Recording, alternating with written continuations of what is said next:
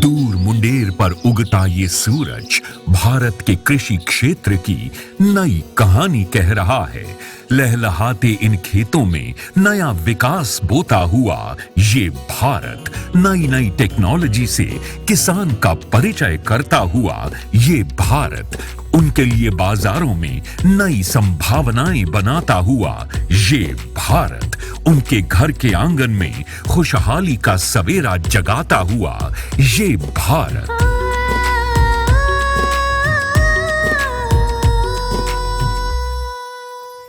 इसके पीछे कृषि का एक पूरा जीवंत इतिहास है। फावड़े की चोट से कंबाइंस के शोर तक, नहरों के पानी से ड्रिप इरिगेशन तक, हाथों से बीज रोपने से सीड ड्रिल मशीन तक, एक बड़ी लंबी यात्रा हमने तय की और आज भी किसान कृषि की गौरवशाली परंपरा को बनाए हुए है। करीब आधे से ज्यादा जनसंख्या आज भी खेती करती है। भारत के जीडीपी में बहुत बड़ी भागीदारी कृषि की है और आज वैश्विक स्तर पर भारत एक बड़े कृषि उत्पादक देश के रूप में उभरा है। आज हम बड़ी मात्रा में एग्रीकल्चरल प्रोसेस्ड फूड प्रोडक्ट्स दुनिया भर में निर्यात कर रहे हैं, लेकिन इन सब उपलब्धियों के बावजूद सफर अभी बहुत लंबा है। भारतीय किसानों को जीवन जीने में कई चुनौतियों का सामना करना पड़ता है, जैसे कि फसलों के उत्पादन में ज्ञान और सूचना की उपलब्धता की कमी, मौसम के परिवर्तन का प्रभाव, छोटे और सीमांत किसानों के पास खेती के लिए पर्याप्त भूमि का स्वामित्व न होना, वैज्ञानिक उपकरणों की कमी, फसल चक्र और बहुआयामी खेती फार्मिंग जैसी विधाओं के ज्ञान की कमी, भूमि, जल, पर्यावरण और पशु स्वास्थ्य पर ध्यान देने वाले उपकरणों की कमी, उचित विक्रेता प्लेटफॉर्म्स की कमी, मृदा स्वास्थ्य प्रबंधन की कमी, सिंचाई जल का सही उपयोग करने की कमी, बाजारों से दूरी, फसल बीमा की कमी, भूख क्षरण, कीट प्रबंधन, भंडारण सुविधा की कमी, ऐसे कई और आयाम हैं जहां किसान संघर्ष कर रहा है। भारत के किसानों की जीवन यापन में आत्मनिर्भरता, ग्रामीण सशक्तिकरण और भारत की सामाजिक स्थिरता और अर्थव्यवस्था के लिए महत्वपूर्ण है। लेकिन एक बहुत बड़ा प्रश्नवाचक चिन्ह आज हमारे सामने खड़ा है कि क्या भविष्य की पीढ़ी खेती को व्यवसाय के रूप में चुनेगी? क्योंकि इन चुनौतियों के चलते किसान की आमदनी और कृषि से होने वाला मुनाफा आज भी शंका के कटघरे में खड़ा है। इसलिए इन सभी चुनौतियों का समाधान निकालना होगा, इन परिस्थितियों को बदलना होगा। इसलिए कोऑपरेटिव फार्मिंग यानी सहकारी कृषि को अपनाना होगा, क्योंकि सहकारी कृषि ही किसान की आय को बढ़ाने का सर्वोत्तम समाधान है। सहकारिता का शाब्दिक अर्थ है मिलकर काम करना।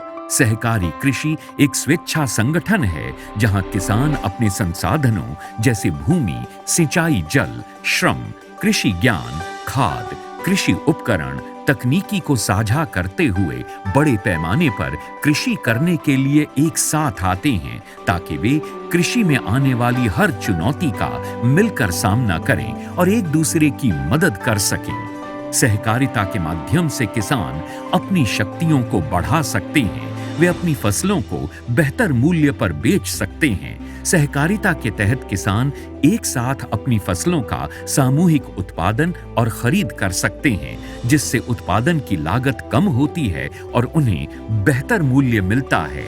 सहकारिता से किसान बैंकों से आसानी से ऋण प्राप्त कर सकते हैं, जिससे उनकी आर्थिक स्थिति में सुधार होता है।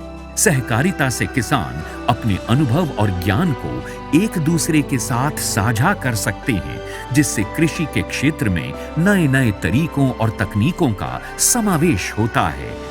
सहकारी कृषि किसानों की हिस्सेदारियों की भूमि के टुकड़ों और टुकड़ों के विभाजन की समस्या को हल करने में मदद करती है। साथ ही इससे सरकार को टैक्स कलेक्शन करने में, सब्सिडी वितरित करने में और नई उत्पादन विधियों को लागू करने में मदद मिलेगी। आपसी रूप से छोटे और सीमांत किसान सब्जियों, दूध, अनाज और फलों के उत्पादन में एक महत्वपूर्ण योगदान देते हैं, लेकिन बहुत ही कम मुनाफे के साथ उनकी कृषि शायद ही लाभप्रद होती है। किसानों को व्यावसायिक बनाए बिना एक खेत को व्यावसायिक कैसे बनाया जा सकता है? किसानों की आय को बढ़ाने का सबसे प्रभावी तरीका है किसानों के बीच अंतर क्षेत्रीय संगठनात्मक जुड़ाव को बढ़ाना और मूल्य संयोजन को अपनाना। छोटे किसान अगर कृषि कार्य को सामूहिक रूप से प्रारंभ करते हैं तो वे अपनी खेती की उत्पादकता को बढ़ा सकते हैं।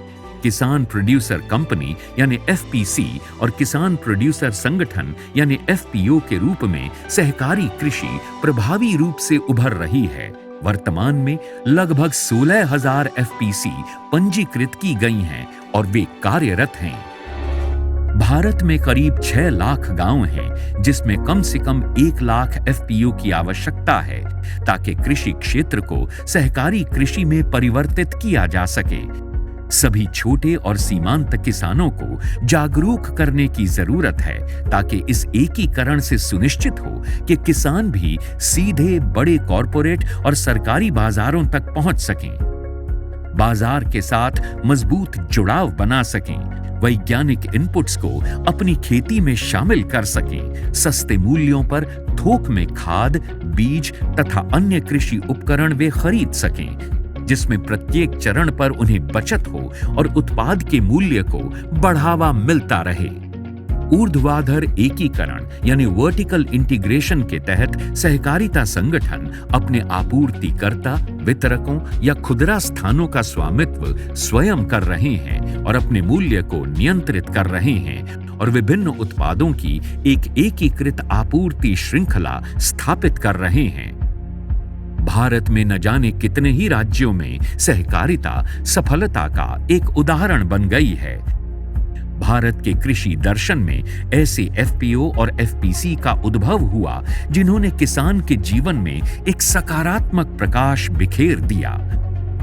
गुजरात में चीकू के लिए गठित अमलसाड सहकारी सोसाइटी और फार्मिंग के लिए बना गंभीरा संगठन, महाराष्ट्र में महाग्रेप्स, कर्नाटक में हॉपकॉम्स, टीएसएस और कैप एमसीओ, आंध्र प्रदेश में मुल्कानूर विमेन कोऑपरेटिव्स, नासिक में सह्याद्री फार्म्स भारत की सबसे बड़ी एफपीसी है जिसकी बिक्री 1,000 करोड़ रुपए से अधिक है। ये सहकारिता उत्पादन, कटाई, प्रोसेसिंग, खरीद, ग्रेडिंग, पूलिंग, हैंडलिंग, विपणन और अपने किसानों के लाभ के लिए संसाधन या सेवाओं का आयात करती है। साथ ही फसल योजना, प्रौद्योगिकी आसव, आपूर्ति और प्राथमिक विपणन पर अपना ध्यान केंद्रित करती है। ये उपलब्धियां सिर्फ कहानियां ही नहीं, एक जीवित प्रमाण है कि सहकारिता ही भारत की कृषि के लिए नई उम्मीद है। भारत सरकार ने भी सहकारी कृषि को बढ़ावा देने के लिए कई महत्वपूर्ण पहलुओं पर काम किया है और कई नीतियां बनाई हैं। भारत सरकार ने राष्ट्रीय कृषि सहकारी निगमों को स्थापित किया है, जिनका उद्देश्य किसानों को उनकी आर्थिक समस्याओं के समाधान के लिए सामूहिक रूप से उनके संसाधनों का प्रबंधन करना है। नैफेड एक ऐसा ही शीर्ष राष्ट्रीय कृषि सहकारी निगम है जो जनजातीय समुदायों के लिए कृषि, बागवानी और वन उपज के विपणन, प्रसंस्करण और भंडारण को व्यवस्थित करने, बढ़ावा देने और विकसित करने, कृषि मशीनरी वितरण और अन्य आदानों के वितरण, अंतरराज्य आयात और निर्यात व्यापार, थोक या खुदरा आदि के उद्देश्य से शुरू किया गया है। राज्य सरकारों ने सहकारी विपणन संगठनों की स्थापना की है, जिनका मुख्य उद्देश्य किसानों को उनके उत्पादों को सबसे अच्छे मूल्य पर बेचने का माध्यम प्रदान करना है, जैसे Madhya Pradesh state cooperative marketing federation limited.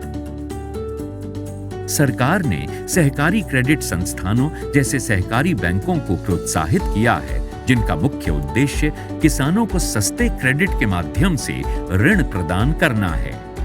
इससे किसान अपनी कृषि के विकास के लिए आवश्यक सामग्री खरीद सकते हैं और अपनी आर्थिक स्थिति में सुधार ला सकते हैं। सरकार ने सामूहिक कृषि परियोजनाओं का समर्थन किया है। हाल ही में हरियाणा सरकार ने ऐलान किया है कि वो किसानों को सामूहिक खेती करने पर 90% सब्सिडी देगी। केंद्र और राज्य सरकारें मिलकर सहकारी कृषि को बढ़ावा देकर किसान की आर्थिक दशा को प्रबल कर एक नए भविष्य का निर्माण कर रही हैं। एक ऐसा भविष्य जहां कृषि में नवाचारिक तकनीकें बदल रही हैं, जैसे कि स्मार्ट खेती तकनीक, विशेषज्ञ पौध रोग प्रौद्योगिकी, बायोटेक्नोलॉजी और नैनो टेक्नोलॉजी आदि। सहकारी कृषि से किसानों को इन नवाचारिक प्रथाओं के बारे में जानकारी प्राप्त करने का मौका मिलेगा। कृषि में उत्पन्न होने वाले बीज, पौध रोग सामग्री, विशेषज्ञ पोषण आदि के गुणवत्ता से भरपूर इनपुट्स किसानों के लिए सुविधाजनक बन सकते हैं। किसानों को सही स्प्रे तकनीक, बीज की गुणवत्ता, सही बीज दर आदि के बारे में जानकारी पहुंच सकती है और उन्हें सही तरीके से खेती की तकनीकों का उपयोग करने में मदद मिल सकती है। सूक्ष्म जीवों का खेती में उपयोग, रोगों की पहचान और सही इंटरवेंशन की जानकारी प्राप्त करने के अधिक अवसर मिल सकेंगे। डिजिटल प्लेटफॉर्म्स के माध्यम से किसानों को तकनीकी सलाह प्रदान कर खेती को सुधारने में मदद मिल सकेगी। किसान संघों के माध्यम से श्रमिकों की उपलब्धता में सुधार किया जा सकता है। इसके अलावा मोबाइल ऐप्स के माध्यम से श्रमिकों को जॉब पोर्टल्स और काम की तलाश में मदद मिल सकती है। किसानों को बीमा सुविधाएं प्राप्त करने का मौका मिल सकता है। बीमा कवर किसानों को आपदा या अनुपातित घाटे से बचा सकेगा। डिजिटल वित्तीय सेवाएं किसानों को लोन, क्रेडिट और बाजार के उतार चढ़ाव की जानकारी प्रदान करती हैं, जिससे उनके लिए आर्थिक सुविधा में सुधार हो सकता है। उत्पाद के स्टोरेज और संचयन की सुविधा में सुधार किया जा सकता है। आधुनिक विपणी संरचनाएं और डिजिटल बाजार प्लेटफॉर्म्स किसानों को उत्पाद को आपूर्ति और मांग के हिसाब से खेती खर्च को प्रबंधित करने में मदद कर सकते हैं, जिससे उनका मुनाफा बढ़ सकता है और बिचौलियों के हस्तक्षेप से बचा जा सकता है। किसान संघों को अपने उत्पादों को सीधे बाजार में लेकर जाने का अवसर मिल सकता है। किसानों को उत्पादकों के साथ सीधे संवाद करने का मौका मिल सकता है, जिससे वे अपने उत्पादों का मूल्य स्वयं निर्धारित कर सकेंगे। सहकारिता किसानों के लाभ को बढ़ाने, किसानों की लागत को कम करने, उत्पादों के बेहतर मूल्य प्राप्त करवाने के लिए एक दूरदर्शी दृष्टिकोण है। भारतीय कृषि का आधुनिकीकरण करने और नए रचनात्मक तरीकों को विकसित करने की आवश्यकता है, ताकि एक किसान अपनी भूमि के एक एक पग की जमीन से हजारों के मुनाफे का रोपण कर सके। और इसके लिए हमें कृषि को कृषि व्यवसाय में बदलने की आवश्यकता है, ताकि भारत का किसान सफलताओं का इतिहास हमेशा लिखता रहे।